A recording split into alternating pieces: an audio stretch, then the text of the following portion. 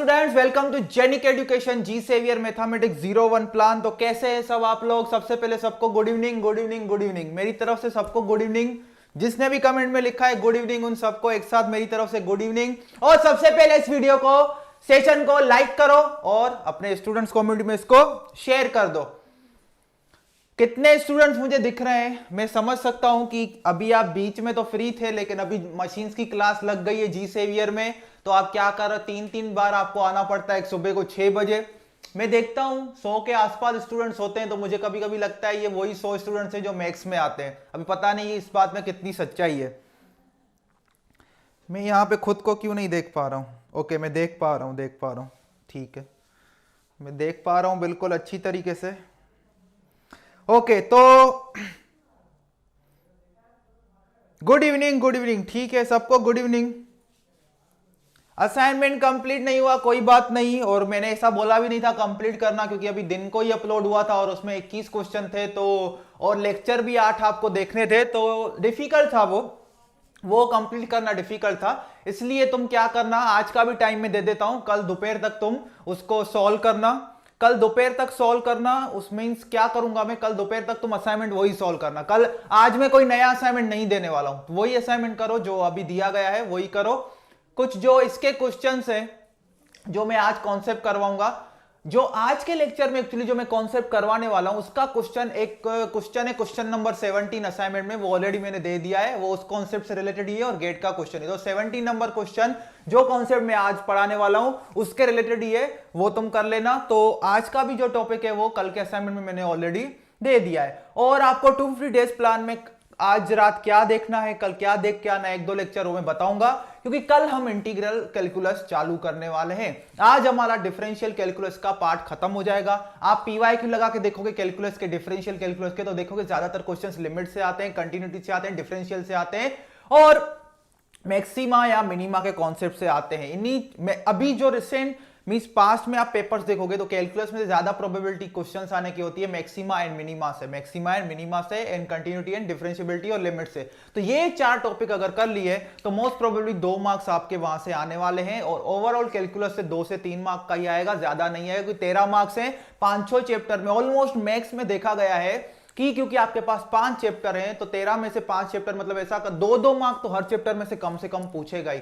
बाकी के जो 3 मार्क है वो ऐसा होगा जो बड़े चैप्टर से, जैसे कि लीनियर अलजेब्रा, कैलकुलस, वहां से उठाएगा। तो लीनियर अलजेब्रा और कैलकुलस लोगे तो ऑलमोस्ट आपका 5 से 6 मार्क का पूछा जाएगा। बाकी सारे चैप्टर में से एटलीस्ट 2-2 मार्क का तो पूछेगा ही। ओके,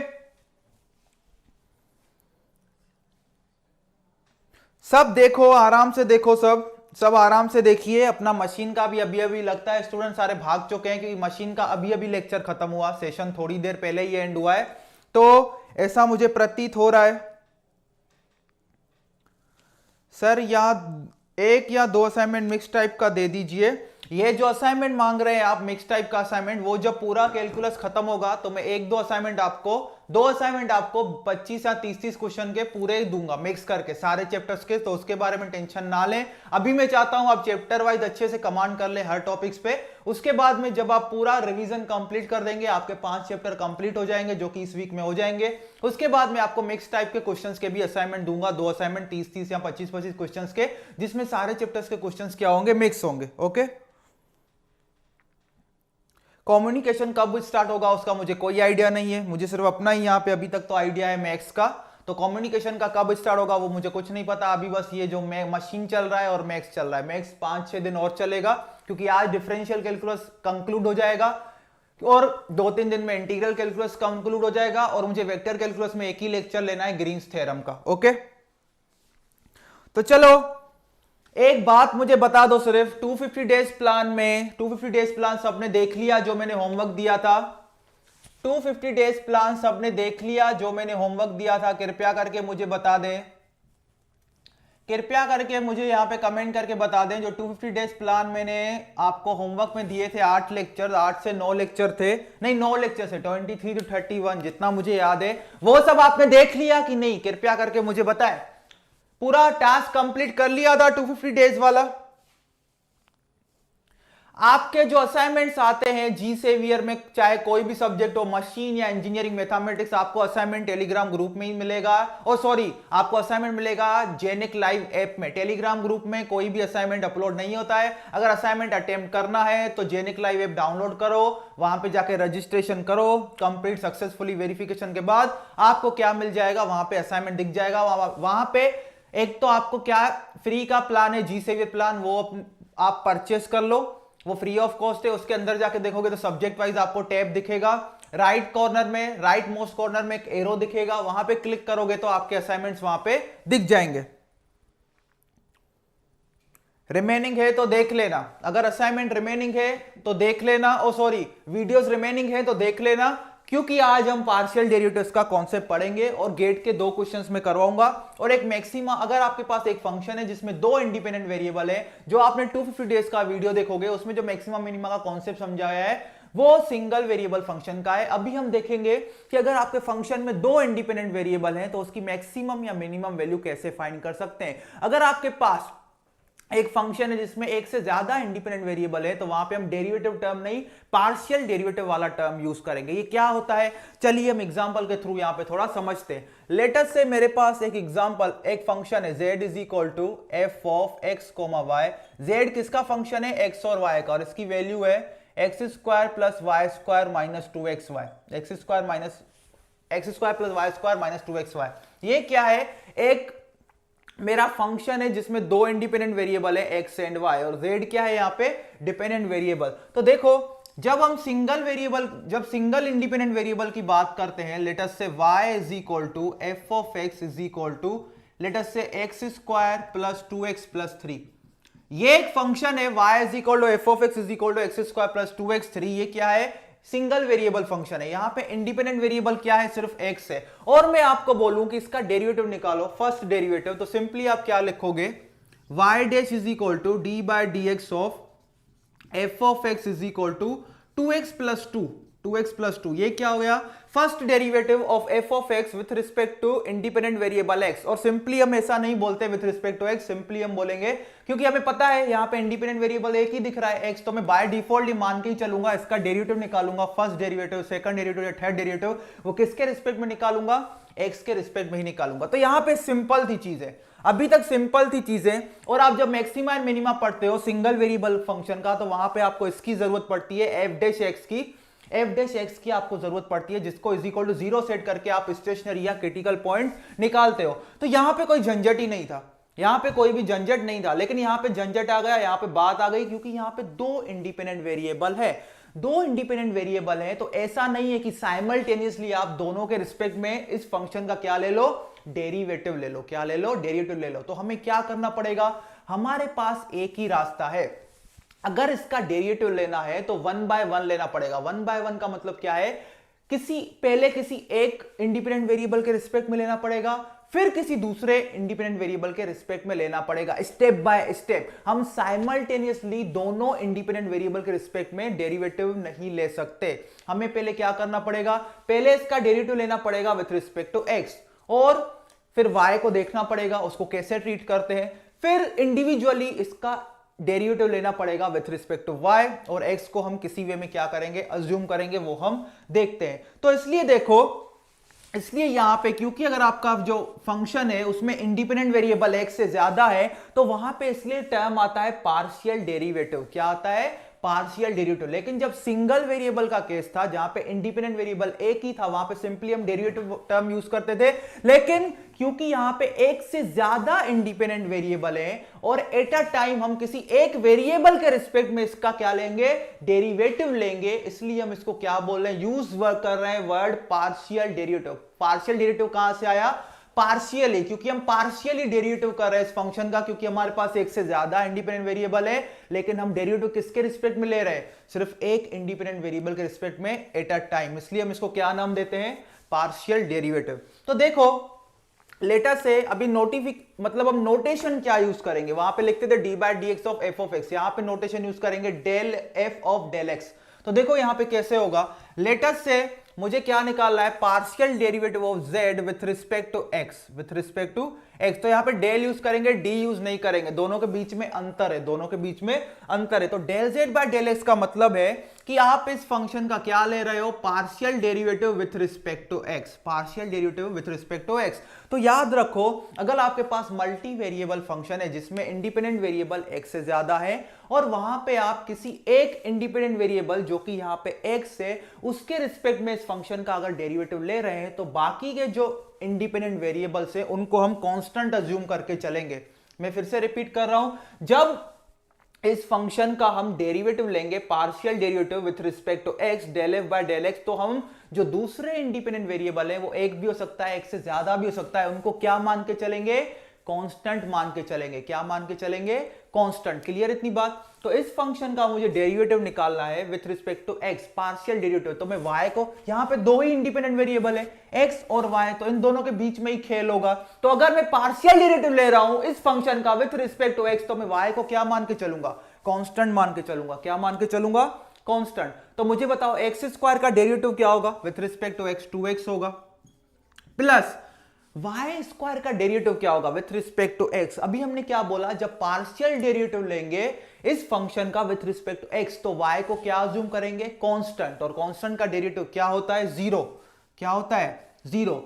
माइनस 2xy का, चलो माइनस का मैं माइनस लगा देता हूं, 2xy का डेरिवेटिव क्या होता है, 2 तो कांस्टेंट होगा, और हम पार्शियल डेरिवेटिव ले रहे हैं विथ रिस्पेक्ट टू x, तो y भी क्या मान के चलेंगे, कांस्टेंट, तो मतलब 2y होगा कांस्टेंट, तो 2y एक कांस्टेंट है इनटू x, तो इसका फर्स्ट डेरिवेटिव क्या होगा with respect to x, 2y। क्या होगा, 2y। जैसे कि हम ये यूज करते हैं d by D x of C X into क्या होता है, c होता है, इज इक्वल टू क्या होता है, c होता है। कांस्टेंट को बाहर निकाल के हम dx बाय dx लेंगे तो उसकी वैल्यू क्या आएगी, 1। सिमिलरली यहां पे क्योंकि हम y इंडिपेंडेंट वेरिएबल है और हम पार्शियल डेरिवेटिव ले रहे हैं विथ रिस्पेक्ट टू x, तो हमारा 2y वाला टर्म क्या है, कांस्टेंट है, उसको बाहर ले लिया, तो dx del x by del x क्या हो गया, 1 हो गया। ओके, तो ठीक है इतना। अभी इतना आपका आ गया, कितना आया, del Z by del X आया आपका 2x माइनस 2y। क्या आया, 2x माइनस 2y। ये क्या आया, del Z by del X. क्या आया, डेल जेड बाय। सिमिलरली हम del Z by del y भी निकाल सकते हैं, del Z by del y भी निकाल सकते हैं। Del Z by del y कैसे निकालोगे, अभी क्योंकि हम पार्शियल डेरिवेटिव ले रहे हैं z का विथ रिस्पेक्ट टू y, तो x को क्या मान के चलेंगे, कांस्टेंट, तो इसका डेरिवेटिव क्या होगा, 2y माइनस 2x। क्या होगा, 2y माइनस 2x। ओके, अभी मैं बोल रहा हूं इसका डबल, अभी क्या निकालो, पार्शियल डेरिवेटिव निकालो del Z by del X का विथ रिस्पेक्ट टू एक्स, तो वो क्या होगा, del square Z by del x square, del square Z by del x square, वो क्या होगा, del Z by del X, तो हमें ऑलरेडी पता है ये होगा del by del X of del Z by del X. इसका मतलब क्या है, हमने दो बार पार्शियल डेरिवेटिव लिया, डबल पार्शियल डेरिवेटिव लिया, किसका, जेड का विथ रिस्पेक्ट टू एक्स। और हमें ध्यान दो यहां पे del Z by del X तो पता ही है वो क्या है, 2x माइनस 2y। तो अभी सिंपली क्या करना है, यहां पे एक नया फंक्शन बन गया 2x माइनस 2y, उसका पार्शियल डेरिवेटिव लेना है विथ रिस्पेक्ट टू x, तो हमें क्या मिलेगा, del square Z by del x square. तो del square Z by del x square, ये हमें क्या मिला, ये हमें मिला 2, ये हमें क्या मिला, 2।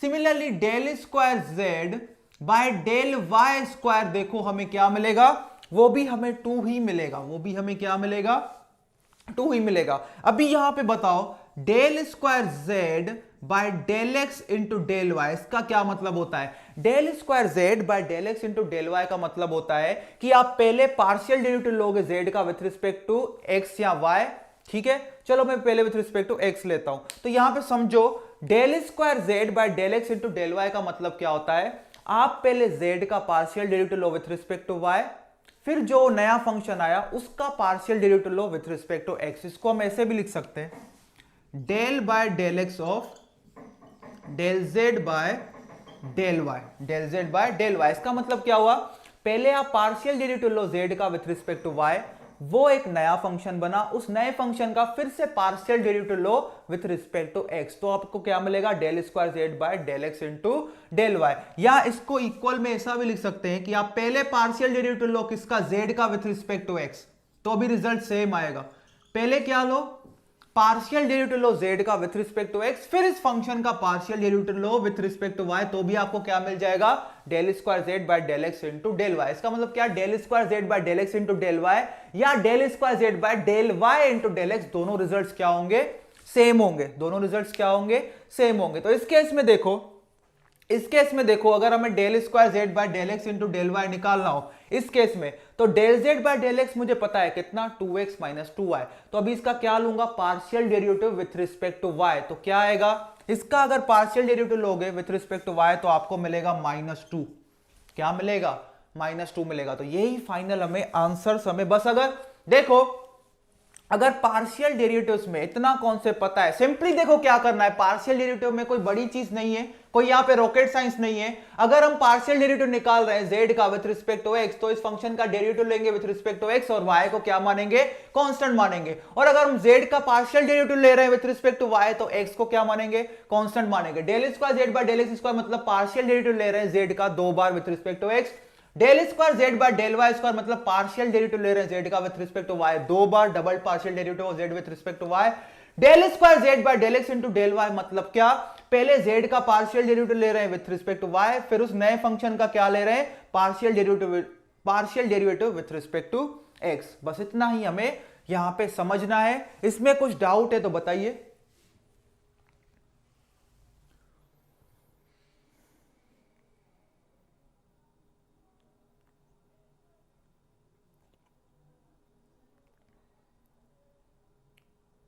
देखो टेलर एंड मैक्लॉरिन सीरीज से क्वेश्चन नहीं आते, तो इसलिए देखोगे वहां पे टेलर सीरीज मैंने टेलर और मैक्लॉरिन सीरीज का एक ही छोटा ही लेक्चर डाला है 250 डेज प्लान में, 20 से 25 मिनट का होगा, उतना देख लेना। That is more than sufficient for Taylor series and Maclaurin series. ठीक है, टेलर एंड मैक्लॉरिन सीरीज के लिए जितना आज मैं वही टास्क दूंगा, लास्ट जो डिफरेंशियल कैलकुलस का बचा हुआ है टेलर एंड मैक्लॉरिन सीरीज, वो 250 डेज प्लान में एक ही वीडियो है 20 से 25 मिनट का, वो देख लेना, उतना हमारे लिए काफी है। ओके,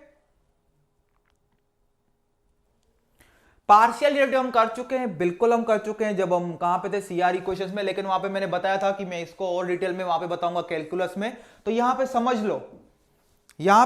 लो, देखो समझ गए इतना, इसमें कोई डाउट है तो देखो, del square Z by del x into del Y का मतलब क्या है, पहले हम जेड का पार्शियल डेरिवेटिव लेंगे विथ रिस्पेक्ट टू 5, फिर उसका पार्शियल डेरिवेटिव लेंगे with respect to X. Clear इतनी बात, यहां तक ओके क्लियर। तो चलो हम गेट के कुछ एग्जांपल्स करते हैं, एक या दो, फिर हम देखेंगे कि अगर हमारे पास एक फंक्शन है जिसमें दो इंडिपेंडेंट वेरिएबल है एक्स और वाई, तो उसका मैक्सिमम या मिनिमम वैल्यू, पहले स्टेशनरी पॉइंट कैसे निकालते हैं, फिर मैक्सिमम या मिनिमम वैल्यू कैसे निकालते हैं, वो हम वहां पे देखेंगे। और चीजें बहुत ही सिंपल है, तो यहां पे देखो एक गेट का क्वेश्चन है, गेट का मैं पूरा स्टेटमेंट नहीं लिखूंगा, शॉर्ट में लिखूंगा। गेट का क्वेश्चन है फाई इज इक्वल टू यहां पे तीन इंडिपेंडेंट वेरिएबल है एक्स वाई जेड, 3 हो 4 हो 5 हो, पार्शियल डेरिवेटिव में प्रोसेस सेम ही लगाना है जो हमने अभी सीखा। अगर तीन इंडिपेंडेंट वेरिएबल होंगे तो जब उस फंक्शन का पार्शियल डेरिवेटिव लेंगे with respect to single variable, तो बाकी के जो दो वेरिएबल होंगे उसको क्या मान के चलेंगे, कांस्टेंट मान के चलेंगे। तो यहां पे देखो X square plus Y square minus 2z square into Y square plus Z square into Y square plus Z square. इसने क्या पूछा है, डेल फाई बाय, वहां पे सेंटेंस में लिखा हुआ है partial derivative F of x Y Z with respect to X at given point, point क्या है 213, पॉइंट क्या है 213। तो चलो सॉल्यूशन स्टार्ट करते हैं, और इसके बाद वाला जो क्वेश्चन है वो आपको बनाना है, इसके बाद वाला क्वेश्चन आपको बनाना है, वो मैं यहां पे लिख देता हूं, वो क्वेश्चन भी यहां पे लिख देता हूं, कृपया करके आप वो बना दीजिए।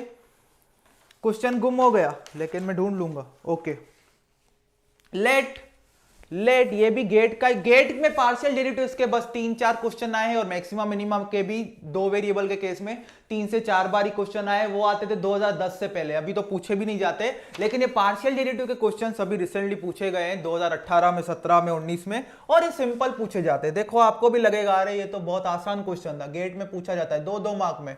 ओके, तो F of x Y is equal to X square plus B Y square divide by x Y.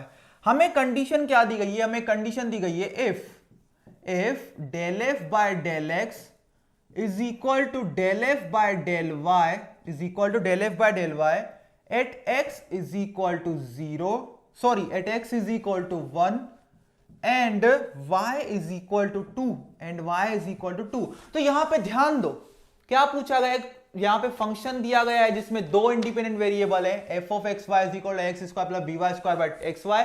तो इसने क्वेश्चन में बोला है if del F by del x is equal to del F by del Y, इस point पे, कौन C point पे, 1 2 पे, देन बताओ रिलेशन क्या होगा। फाइंड रिलेशन बिटवीन, चार ऑप्शन दिए गए हैं, find relation between, find relation between A and B, A and B, find relation between A and B. Okay, तो चलो फर्स्ट क्वेश्चन का मैं आंसर एक्सपेक्ट कर रहा हूं आपसे। फर्स्ट क्वेश्चन का आंसर मैं हिंट दे देता हूं, देखो इसका क्या लेना है, फाई फंक्शन का जिसमें तीन इंडिपेंडेंट वेरिएबल है विथ रिस्पेक्ट टू एक्स, इसका पार्शियल डेरिवेटिव लेना है। तो देखो अगर एक्स के रिस्पेक्ट में इस फंक्शन का पार्शियल डेरिवेटिव लेना है, पहले हम पार्शियल डेरिवेटिव निकालेंगे जो एक्स वाई जेड के फॉर्म में आएगा, फिर वहां पे जाके ये पॉइंट की वैल्यू को क्या कर देंगे, सब्स्टिट्यूट कर देंगे, तो उस पॉइंट पे फाई का पार्शियल डेरिवेटिव मिल जाएगा, first partial derivative with respect to x. तो देखो इसका अगर हम पार्शियल डेरिवेटिव ले रहे हैं विथ रिस्पेक्ट टू एक्स, तो मतलब y और z बाकी के दो इंडिपेंडेंट वेरिएबल को क्या मानेंगे, कांस्टेंट मानेंगे। इसका मतलब y भी कांस्टेंट, z भी कांस्टेंट, इसका मतलब y square plus z square भी कांस्टेंट। इसका मतलब ये वाला जो पूरा टर्म है वो क्या होगा, एज अ कांस्टेंट हम इसको मान के चलेंगे, ये एज अ कांस्टेंट वर्क करेगा यहाँ पे। तो सिंपली हमें क्या करना है, क्योंकि ये कांस्टेंट है इसको एज इट इज ही रखेंगे, सिंपली इसका ही डेरिवेटिव लेंगे। तो इसका डेरिवेटिव लोगे तो सिंपली क्या आएगा, with respect to X y और z कांस्टेंट है, तो मतलब इस जो ये वाली पहली ब्रैकेट दिख रही है X square plus Y square minus 2z square, इसका पार्शियल डेरिवेटिव लेंगे विथ रिस्पेक्ट टू एक्स, तो क्या आएगा 2x, क्या आएगा 2x। तो ओवरऑल जो आंसर आएगा वो तो चलो एक स्टेप में ही आ गया, del phi by del x is equal to 2x into Y square plus Z square. और हमें कौन सी पॉइंट पे निकालना है, जरा देखो, हमें पॉइंट पे निकालना है 2 1 3। इसका मतलब इस इक्वेशन में क्या करो, x की जगह 2 रख दो, y की जगह 1 रख दो और z की जगह क्या रख दो, 3 रख दो। तो x की जगह रखा 2, y की जगह 1 रखा और z की जगह 3 रखा, तो इसका आंसर आ गया 40। इसका आंसर क्या आ गया, 40 आ गया। बहुत जनों ने okay, very good very good, intro जबरदस्त है। तो 29th को जो क्वेश्चन आंसर्स का मैराथन होने वाला है वो उससे भी जबरदस्त होगा।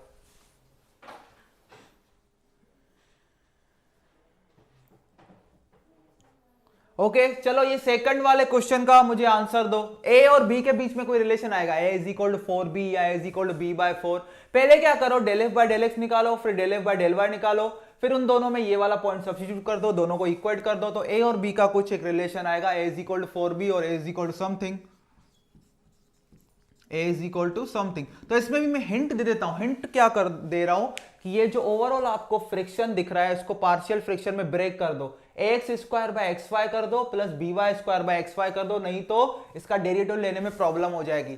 अगर x square by x y plus B Y square by x y करोगे तो इसका सिंपली पार्शियल डेरिवेटिव निकालना इजी हो जाएगा।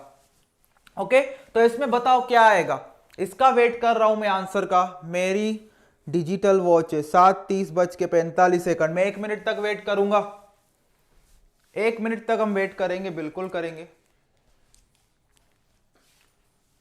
1 मिनट तक मैं वेट कर रहा हूं आपका।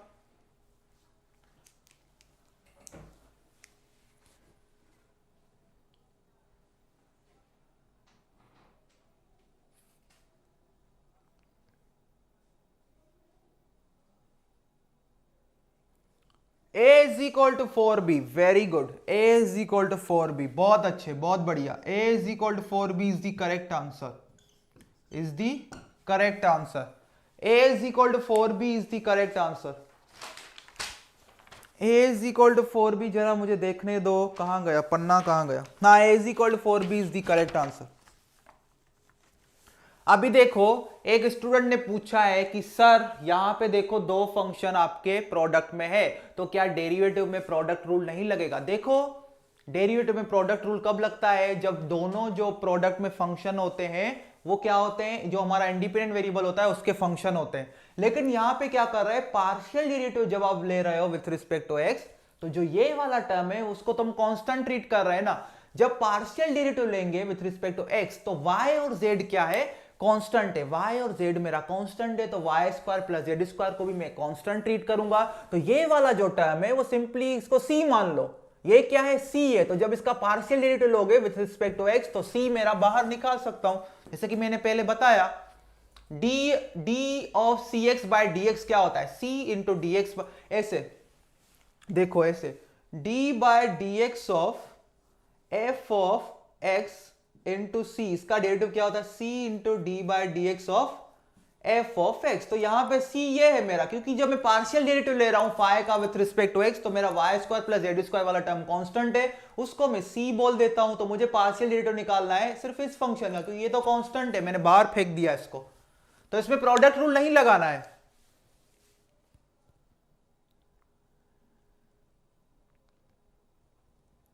और अगर प्रोडक्ट रूल लगाओगे तो भी आंसर सेम आएगा, क्योंकि इसका डेरिवेटिव फिर 0 हो जाएगा।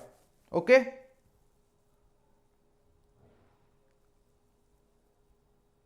ओके, तो सेकंड क्वेश्चन में किसी को डाउट है क्या? इसके बाद हम लास्ट एग्जांपल करेंगे, वो जो मैक्सिमा मिनिमा का कॉन्सेप्ट है वो मैं एग्जांपल के थ्रू ही आपको बताऊंगा, गेट के एग्जांपल से। वो बहुत इजी है, आप समझ जाओगे, स्टेप बाय स्टेप समझना, उसमें फ्लो चार्ट बनवाऊंगा। मुझे फटाफट बता दो इस क्वेश्चन में, सेकंड क्वेश्चन में किसी को कुछ डाउट है क्या? मेरे बंधुओं मित्रों बता दो, जल्दी बता दो, जल्दी बता दो, जल्दी बता दो। सेकंड क्वेश्चन में किसी को कुछ डाउट है क्या? मुझे बताओ, सेकंड क्वेश्चन में कोई है दीन दयालु जिसको कुछ डाउट हो तो बताइए मुझे, तो हम उसको थोड़ा देख लें, उसमें कोई बड़ी बात नहीं है। फटाफट मुझे बताओ, नहीं तो मैं यहां पे दूसरा क्वेश्चन लिखता हूं। आज का जो एग्जांपल है यहां पे बोला गया है, ये गेट का क्वेश्चन है, गेट का। Find the optimal value, find the optimal value of function, यहां पे फंक्शन दिया गया है। Find the optimal value of function f of x Y is equal to 4x square plus 6y square, 4x square plus 6y square minus 8x minus 4y plus 8, minus 8x minus 4y plus 8।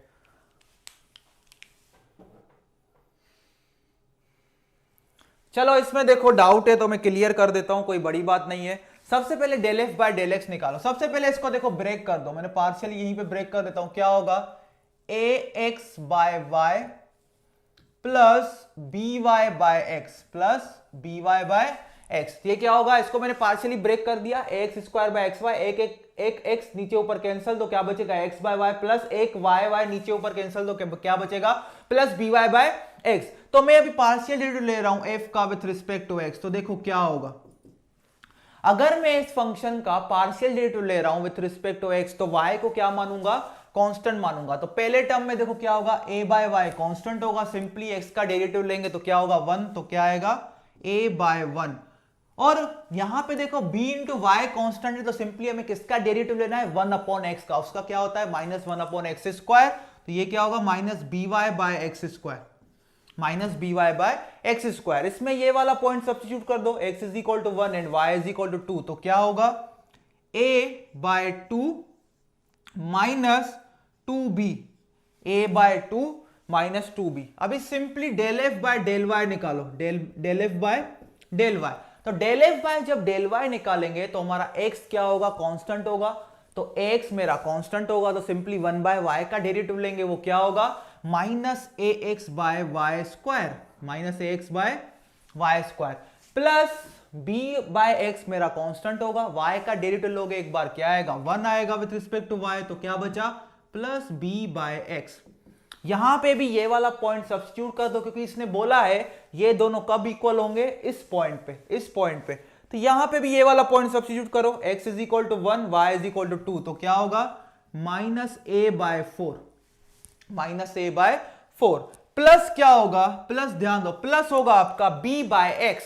x क्या है 1, तो simply यहां पे क्या आएगा b आएगा, क्या आएगा b आएगा। तो del F by del x हमें दिया गया है, del F by del x is equal to del F by del y at x is equal to 1 and y is equal to 2।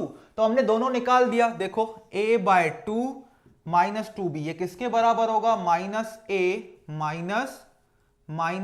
Bye 4 plus B, minus a by 4 plus B. ये minus a by 4 को इधर लेके आओ तो क्या हो जाएगा, 3a bye 4, कितना हो जाएगा, 3a बाय 4, और ये माइनस 2b को उधर लेके जाओ तो क्या हो जाएगा, 3b। तो ये 3 आपका कट हो गया, तो a क्या बचा, 4b बचा, जो पहले आंसर आया था, a बचा आपका 4b। तो फटाफट मुझे बता दो। ओके, अभी स्टूडेंट्स बढ़ रहे हैं और ये बहुत दुखद घटना मेरे साथ, स्टूडेंट्स बढ़ रहे हैं, 75 हो गए और लाइक सिर्फ मुझे 47 दिख रहे हैं। बिल्कुल नहीं, ऐसा बिल्कुल नहीं चलेगा। स्टूडेंट्स 80 हो गए और बिल्कुल सही टाइम पे स्टूडेंट्स आ रहे हैं, क्योंकि ये बहुत इंपॉर्टेंट क्वेश्चन होने वाला है। मुझे लाइक भी उतने दिखने चाहिए, जितने स्टूडेंट्स हैं ऑनलाइन उतने लाइक भी करो, लाइक ठोको, ठीक है। मैं ऐसा नहीं बोलूंगा ताली ठोको, लाइक ठोको, लाइक ठोको। अरे गुरु हो जा शुरू और लाइक ठोक दे, ओके। अरे गुरु हो जा शुरू और एक लाइक ठोक दे यार। चलो ठीक है, हाँ। अरे तुमने यार बर्बाद कर दिया मेरा पूरा प्लान, तुम लोगों ने बर्बाद कर दिया। इतना एक्साइटेड क्वेश्चन में लाया था और तुम लोगों ने आंसर भी निकाल दिया बातों बातों में। मेरे को समझाना है, फिर भी मैं समझाऊंगा कॉन्सेप्ट। चलो ये वाला मुझे बता दो, ये वाला सबको क्लियर हो गया, ये वाला सबको क्लियर हो गया? कृपया करके मुझे बताएं, थोड़ा सिग्नल दे मुझे, हरी झंडी दिखाएं तो मैं आगे बढ़ूं इस क्वेश्चन की तरफ, क्योंकि इसमें लगेगा, टाइम लगेगा समझने में। फटाफट मुझे बताएं इस क्वेश्चन में जिनको डाउट्स था, क्लियर हो गए डाउट्स? ओ गुरु चल इधर बता। अरे ये वाला क्वेश्चन हो गया सॉल्व की नहीं? अरे यार तुम कहां बातों में, तुम किसको याद कर लिए, छोड़ो। ये वाला क्वेश्चन जिसको नहीं आ रहा था बन गया 3.33। हाँ था ये, इसका आंसर 3.33 सही है। अभी तुम, लेकिन मैं समझाऊंगा, मैं जो प्रोसीजर है वो पूरा समझाऊंगा, क्योंकि बहुत सारे स्टूडेंट्स को पता नहीं होगा, आइडिया नहीं होगा, आपने पढ़ लिया होगा पहले ही। ओके, ये वाला क्लियर हो गया। चलो ठीक है, अभी इसको सॉल्व करते हैं और इसमें मैं एक मस्त फ्लो चार्ट बनवाऊंगा, वो अच्छे से, बहुत खूबसूरती से, सुंदर तरीके से अपने नोट्स में बना देना, तो फिर कोई भी चीज आप नहीं भूल पाओगे, कोई भी चीज आप नहीं भूल पाओगे। अभी ध्यान दो इस पे, क्वेश्चन पे देखो, हमें क्या पूछा है, find the optimal value of function. तो ऑप्टिमल वैल्यू सिंपली वही होता है मैक्सिमम या मिनिमम वैल्यू, उस शब्द को हम फैंसी वे में बोलते हैं optimal value of function. Optimal value of function मतलब मैक्सिमम वैल्यू या मिनिमम वैल्यू। और इसके 4 ऑप्शंस भी दिए गए, गेट एग्जाम का क्वेश्चन है, that optimal value is maximum and it is equal to 10/3, optimal value is minimum, it is equal to 10/3, optimal value is maximum 8/3, ऐसे 4 ऑप्शंस दिए गए। तो सिंपली हमें क्या करना है, इस फंक्शन का क्या निकालना है, मैक्सिमा या मिनिमा निकालना है। क्या निकालना है, मैक्सिमम वैल्यू या मिनिमम। लेटर से मैं इसको z बोल देता हूं। इसकी देखो, आपने अगर मेरा 250 डेज प्लान देखा होगा तो उसमें मैंने डिस्कस किया है, मैं वहां यहां पे जी सेवियर में वही टॉपिक्स डिस्कस कर रहा हूं जो 250 डेज प्लान में नहीं डिस्कस किए थे, ताकि पूरा कैलकुलस आपका कवर हो जाए। तो यहां पे ध्यान दो, यहां पे ध्यान दो, क्या होगा, सिंपली होगा क्या, अगर मेरे पास सिंगल वेरिएबल फंक्शन होता जिसमें इंडिपेंडेंट वेरिएबल एक होता और उसकी मैक्सिमम या मिनिमम वैल्यू निकालनी है, तो 250 डेज प्लान में अगर आपने लेक्चर देखा होगा तो उस केस में सिंपल होता है, जो आपके पास f ऑफ x होता है उसका एक बार डेरिवेटिव लो, f dash x is equal to 0 set कर दो, फिर उसके रूट्स निकालो, उन पॉइंट्स को फिर हम बोलते हैं क्रिटिकल पॉइंट्स या stationary points, point of local maxima और लोकल मिनिमा। फिर वहां पे चेक करते हैं वो जो पॉइंट है वो गिवन रेंज में है या नहीं, अगर है तो वैलिड क्रिटिकल पॉइंट होगा, क्रिटिकल या स्टेशनरी पॉइंट, अदरवाइज नहीं होगा। फिर हम चेक करते हैं ग्लोबल मैक्सिमम, ग्लोबल मिनिमम, वो सब चीजें हमने वहां पे डिस्कस कर लिए। लेकिन अभी बात ये आती है, अगर मेरे पास एक फंक्शन है जिसमें 2 इंडिपेंडेंट वेरिएबल है, अभी मैं 3-4 की बात नहीं कर रहा हूं, जिसमें ये प्रोसीजर 2 इंडिपेंडेंट वेरिएबल के लिए हम बताएंगे, जिसमें 2 इंडिपेंडेंट वेरिएबल हो तो उसका मैक्सिमम या मिनिमम वैल्यू कैसे निकालते हैं। तो देखो टारगेट क्या होता है, स्ट्रेटेजी क्या होती है, जब कोई भी फंक्शन दिया गया हो, मैक्सिमम या मिनिमम वैल्यू निकालनी हो, तो फर्स्ट आपको जो रिक्वायरमेंट होती है वो होती है स्टेशनरी या क्रिटिकल पॉइंट की। अगर आपके पास सिंगल वेरिएबल फंक्शन है तो सबसे पहले आप स्टेप क्या करते हो, स्टेशनरी पॉइंट निकालते हो। स्टेशनरी पॉइंट कैसे निकालते थे सिंगल वेरिएबल के केस में, f dash x is equal to 0 set करके उस इक्वेशन के क्या निकालते थे हम, रूट्स निकालते थे। वो रूट्स क्या होते थे, स्टेशनरी पॉइंट्स। लेकिन यहां पे जो फंक्शन है उसमें दो इंडिपेंडेंट वेरिएबल है, तो इसके स्टेशनरी पॉइंट्स कैसे निकालेंगे, यहां पे ध्यान देना। मेरा टारगेट क्या है, इस फंक्शन की मैक्सिमम या मिनिमम वैल्यू निकालना। अगर मुझे एक बार स्टेशनरी पॉइंट पता चल गया तो फिर उस स्टेशनरी पॉइंट को सीधा इधर सब्स्टिट्यूट कर दूंगा, तो मुझे मैक्सिमम या मिनिमम वैल्यू मिल जाएगी। ओके, तो सबसे पहले हमारा टारगेट क्या होगा, first find stationary points. First find, इस टाइप के गेट में 4 से 5 क्वेश्चन आपको देखने को मिलेंगे, लेकिन अभी के लास्ट 10 साल में, लास्ट 7-8 साल में नहीं आए, उसके पहले बहुत सारे इस टाइप के क्वेश्चंस पूछे गए। First find stationary points, first find stationary points. तो देखो क्या करोगे, सबसे पहले आपको P फाइंड करना है, स्मॉल p बोलो, मतलब वेरिएबल्स को नाम दिया गया। स्मॉल p क्या होता है, इसका हम पार्शियल डेरिवेटिव लेंगे z का with respect to x। First partial derivative with respect to x, उसको हमने क्या बोला है, p। तो यहां पे देखो क्या होगा, z का पार्शियल डेरिवेटिव लो विथ रिस्पेक्ट टू x। क्योंकि अभी मैं पार्शियल डेरिवेटिव का कॉन्सेप्ट पता चल गया है, तो अभी मैं डायरेक्ट इक्वेशन लिखूंगा। तो क्या होगा, 8x माइनस 8, क्या होगा 8x माइनस 8। फिर निकालो q, फिर आप क्या निकालो, स्मॉल q, ये होगा आपका del F by del y. क्या होगा, del F by del Y. Del F by del y क्या होगा, सिंपली 12y माइनस 4। क्या होगा, 12y माइनस 4। अभी क्या करो, क्योंकि स्टेशनरी पॉइंट फाइंड करनी है, तो p को भी 0 के इक्वल सेट कर दो एंड q को भी 0 के इक्वल सेट कर दो। p मुझे पता है क्या, 8x minus 8 is equal to 0 and q मुझे पता है 12y minus 4 is equal to 0। इन दोनों इक्वेशंस को साइमल्टेनियसली जब सॉल्व करोगे तो आपको क्या मिलेंगे, स्टेशनरी पॉइंट्स मिलेंगे। यहां पे स्टेशनरी पॉइंट सिर्फ एक वेरिएबल के फॉर्म में नहीं मिलेंगे, यहां पे आपको स्टेशनरी पॉइंट्स मिलेंगे ऑर्डर्ड पेयर के फॉर्म में। x और y का एक ऑर्डर्ड पेयर्स आएंगे, एक भी हो सकता है, एक से ज्यादा भी हो सकता है। तो इसको सोल्व करोगे तो क्या आएगा, x बराबर 1, और इसको सोल्व करोगे तो क्या आएगा, y इज इक्वल टू 1/3। तो मुझे एक स्टेशनरी पॉइंट मिल गया, यहां पे एक ही स्टेशनरी पॉइंट मिला, 1,1/3 ऑर्डर्ड पेयर के फॉर्म में मैंने लिख दिया। अभी एक बार मुझे स्टेशनरी पॉइंट मिल गया, तो अभी मुझे ये चेक करना है कि इस स्टेशनरी पॉइंट पे फंक्शन का क्या फंक्शन मतलब क्या कहां पे रीच कर रहा है, मैक्सिमम वैल्यू पे या मिनिमम वैल्यू पे। ठीक है, तो इस पॉइंट पे फंक्शन कहां पे रीच कर रहा है, मैक्सिमम वैल्यू पे या मिनिमम वैल्यू पे, वो हमें अभी कंक्लूड करना है। उसके लिए देखो 3 वेरिएबल और निकालने पड़ेंगे। देखो क्या हमने क्या निकाला, अभी ये एबीसीडी में सीक्वेंस बनाया गया है, पी क्यू, उसके बाद क्या आता है अल्फाबेट्स में R S T, P Q R S T. तो अभी हम आर एस टी फाइंड करेंगे। तो देखो आर कैसे फाइंड करते हैं वो देखो, आर आप ऐसे निकालोगे, आर इज इक्वल टू क्या लोगे, R is equal to del square Z by del x square.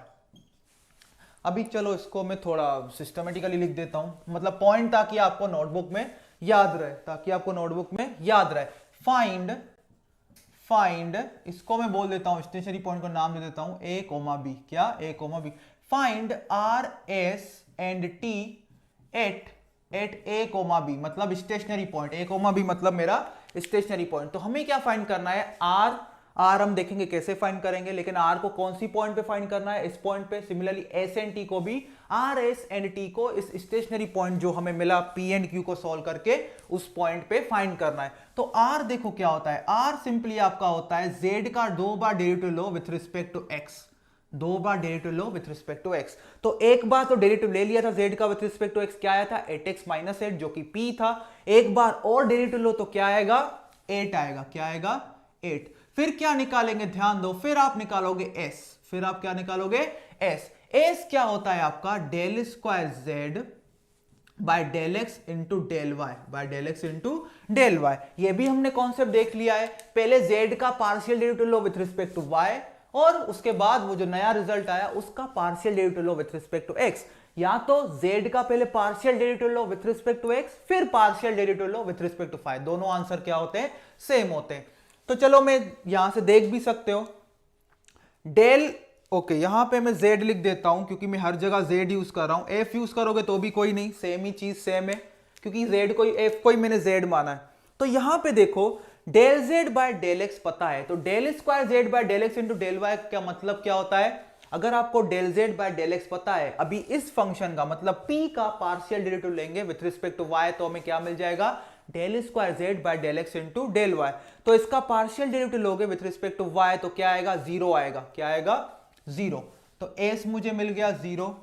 Similarly T निकालो, टी क्या होता है, del square Z by del Y square, मतलब जेड का पार्शियल डेरिवेटिव लेंगे विथ रिस्पेक्ट टू वाई दो बार। तो इसका दो बार, एक बार तो हमने ले लिया del Z by del y, वो क्या आया 12y माइनस 4। इसका एक बार और लोगे तो क्या आएगा, 12 आएगा। क्या आएगा, 12 आएगा। क्लियर। यहां तक किसी को कुछ डाउट है? अभी देखो होता क्या है, क्योंकि कभी कभी जो क्वेश्चंस आएंगे यहां पे तो देखो आर में एक्स और वाई, आर तो वाई और जेड का फंक्शन ही नहीं है, एस भी वाई जेड का फंक्शन नहीं है, टी भी वाई जेड का फंक्शन नहीं है, ये सिंपली कांस्टेंट नंबर्स के फॉर्म में डायरेक्ट आंसर आ गए। लेकिन कभी कभी क्या होगा, ये फंक्शन आपका इस टाइप का होगा कि आर फाइंड करोगे वो भी एक्स वाई के फॉर्म में आएगा, एस भी एक्स वाई के फॉर्म में आएगा, टी भी एक्स वाई के फॉर्म में आएगा। वहां पे एक्स और वाई की जगह पे क्या सब्स्टिट्यूट करोगे, ये स्टेशनरी पॉइंट जो हम यहां पे फाइंड करके आए हैं, एक्स की जगह पे ए रखोगे, वाई की जगह पे बी रखोगे, फिर आर एस टी वहां पे निकालोगे। इसलिए मैंने यहां पे स्पेसिफिकली नोट करवा दिया है, find are S and T at this stationary point, at this stationary point. ये मेरा क्या है, स्टेशनरी पॉइंट। ये क्या है, स्टेशनरी पॉइंट। क्लियर इतनी बात, ये क्या है, स्टेशनरी पॉइंट। यहां तक किसी को कुछ डाउट तो बताइए।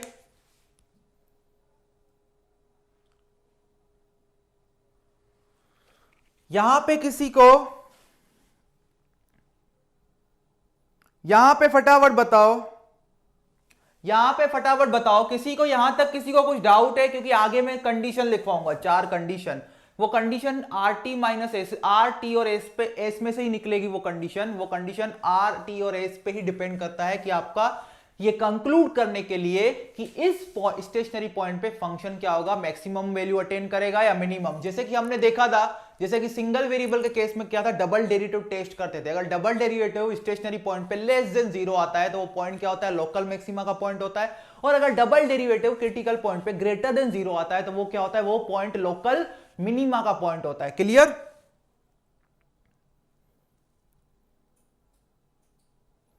हाँ, यहां पे अभी ध्यान दो, देखो यहां पे कुछ कंडीशंस में लिखवा रहा हूं, are t minus S square, are t minus S square. तो यहां पे 3 कंडीशन फ्लो चार्ट के फॉर्म में लिखोगे तो चीजें ज्यादा आसानी से याद रहती है। अगर are t minus S square greater than 0 है तो देखो यहां पे क्या केस हो सकते हैं, लेस देन 0 हो सकता है, या तो इक्वल टू 0 हो सकता है, या तो इक्वल टू 0 हो सकता है। अगर are t minus S square greater than 0 है तो हम बोलेंगे ये जो स्टेशनरी पॉइंट है ये पॉइंट ऑफ मैक्सिमा या मिनिमा है। इन दोनों में से कोई एक तो है, या तो मैक्सिमा का पॉइंट है या तो मिनिमा का पॉइंट है। अगर are t minus S square greater than 0 आ गया, फिर आप चेक करोगे कि आर आपका क्या आया था इस पॉइंट पे, लेस देन 0, या आर आपका आया था ग्रेटर देन 0। अगर आर लेस देन 0 आया तो ये क्या है, मिनिमा का पॉइंट है। ये जो स्टेशनरी पॉइंट है वो क्या है, मिनिमा का पॉइंट है। अगर आर ग्रेटर देन 0 आया तो ये किसका पॉइंट है, सॉरी उल्टा लिख दिया मैंने, उल्टा लिख दिया यहां पे। अगर आर ग्रेटर देन 0 है तो ये मैक्सिमा का पॉइंट होगा, स्टेशनरी पॉइंट जो आया है, और आर ग्रेटर देन 0 है तो ये मिनिमा का पॉइंट होगा। क्या होगा, मिनिमा का पॉइंट। अगर are t minus S square है तो हम इस केस में बोलेंगे क्या है, सैडल पॉइंट है। क्या है, सैडल पॉइंट। क्या है, सैडल पॉइंट। ना इसका मतलब ना तो इस फंक्शन का क्या है, ना तो ये फंक्शन कोई मैक्सिमम वैल्यू पे रीच कर रहा है या ना तो कोई मिनिमम वैल्यू पे रीच कर रहा है। और इक्वल टू 0 आ गया तो क्या होगा, इक्वल टू 0 का मतलब होता है फर्दर इन्वेस्टिगेशन। क्या होता है, फर्दर इन्वेस्टिगेशन।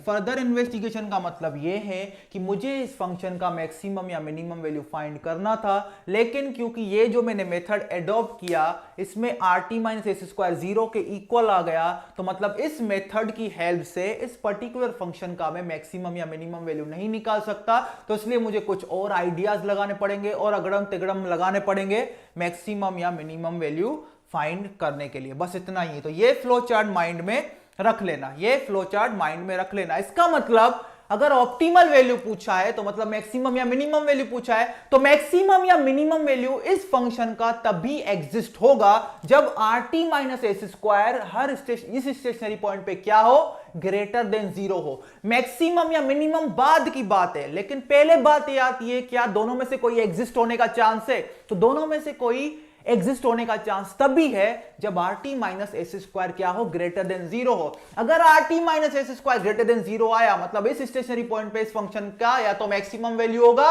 या तो मिनिमम वैल्यू होगा। फिर हम चेक करेंगे अगर आर लेस देन जीरो है तो इस स्टेशनरी पॉइंट पे इस फंक्शन का मैक्सिमम वैल्यू होगा, और अगर आर ग्रेटर देन जीरो है तो इस स्टेशनरी पॉइंट पे इस फंक्शन का क्या होगा, मिनिमम वैल्यू होगा। क्या होगा, मिनिमम वैल्यू। ओके, तो चलो यहां पे देखते हैं चीजों को, यहां पे हम कुछ चीजों को देखते हैं। हम अभी यहां पे इस केस में स्टेशनरी पॉइंट को कंक्लूड करने के लिए, ये मैक्सिमा का पॉइंट है या मिनिमा का पॉइंट है, उसके लिए हम क्या करेंगे, simply are t minus S square find करेंगे इस स्टेशनरी पॉइंट पे।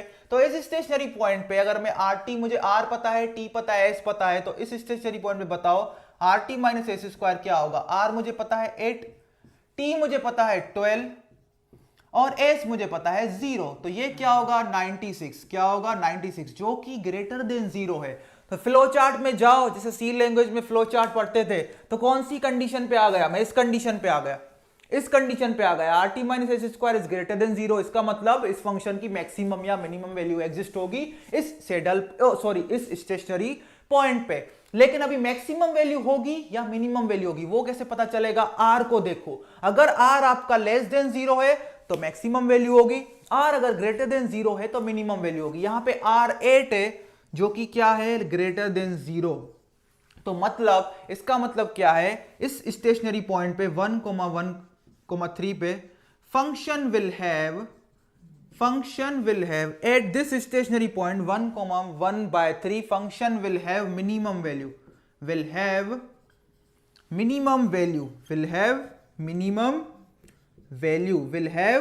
Minimum value. और वो मिनिमम वैल्यू कितनी होगी वो हमें पता है, कैसे फाइंड करना है, आपको पॉइंट पता चल गया, मिनिमा का पॉइंट। सीधा इस पॉइंट को इस फंक्शन में सब्स्टिट्यूट कर दो तो आपको उस फंक्शन की मिनिमम वैल्यू मिल जाएगी। इसका मतलब हमें z निकालना है, कहां पे, f ऑफ, जहां पे x आपका होगा 1, y होगा 1,3। जब इस फंक्शन की इस स्टेशनरी पॉइंट पे वैल्यू निकालेंगे तो वो वैल्यू क्या होगी, इस फंक्शन की मिनिमम वैल्यू। क्या होगी, मिनिमम वैल्यू। तो इस इक्वेशन में x की जगह 1 रखो तो आएगा 4, प्लस 6 इंटू वाई की जगह 1/3 रखो तो होगा 1/9, minus 8 into 1 minus 4 into 1/3 plus क्या होगा 8 होगा, प्लस क्या होगा 8 होगा। तो ये -8 प्लस 8 आपका कैंसिल हो गया। यहां पे क्या बचा, देखो 4 प्लस, ध्यान दो, देखो क्या बचा, यहां पे होगा 2/3, यहां पे होगा -4/3, तो ये आपका आएगा 10/3। आंसर क्या आएगा, 10/3। 2/3 माइनस 4/3 होगा -2/3, और 4 माइनस 2/3 क्या होगा, 12 माइनस 2/3, तो वो क्या होगा 10/3। इसका मतलब इस फंक्शन की ऑप्टिमम वैल्यू होगी मिनिमम वैल्यू, और वो मिनिमम वैल्यू कितनी होगी, 10/3। और जब भी आपके पास दो वेरिएबल का फंक्शन हो तो आपको यही स्ट्रेटेजी फॉलो करनी है। सबसे पहले हमारा टारगेट क्या होगा, मैक्सिमम वैल्यू या मिनिमम वैल्यू पूछा है तो सबसे पहले स्टेशनरी पॉइंट फाइंड करना है। स्टेशनरी पॉइंट फाइंड करने के लिए यहां पे P और Q निकालो, P और Q दोनों को इक्वल टू 0 सेट कर दो, उन दोनों साइमल्टेनियसली इक्वेशन को सॉल्व करो तो आपको स्टेशनरी पॉइंट मिलेगा। फिर आप R S T फाइंड करो उन स्टेशनरी पॉइंट्स पे, फिर यहां पे देखो इन तीनों में से कौन सा केस सेटिस्फाई हो रहा है। तो अगर are t minus S square greater than 0 है तो मतलब इस ये स्टेशनरी पॉइंट पे फंक्शन का मैक्सिमम या मिनिमम वैल्यू होगा। फिर फर्दर चेक करेंगे, अगर आर लेस देन 0 है तो इस स्टेशनरी पॉइंट पे इस फंक्शन का मैक्सिमम वैल्यू होगा, और अगर आर ग्रेटर देन 0 है तो इस स्टेशनरी पॉइंट पे इस फंक्शन का क्या होगा, मिनिमम वैल्यू होगा। और एक बार हमें ये पता चल गया तो मैक्सिमम या मिनिमम वैल्यू फाइंड करना इजी है। सिंपली इस स्टेशनरी पॉइंट को उठा के फंक्शन में सब्स्टिट्यूट कर दो या इस फंक्शन की इस पॉइंट पे वैल्यू निकालो, डेट्स इट, खत्म, खेल खत्म।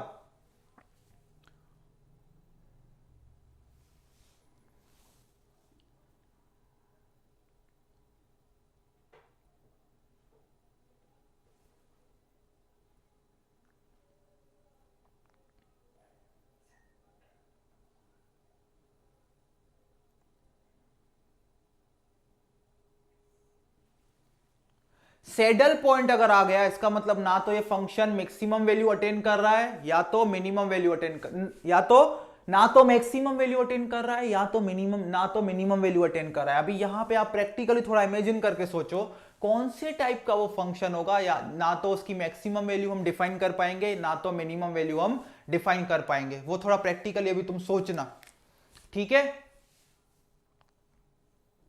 अभी स्टेप 3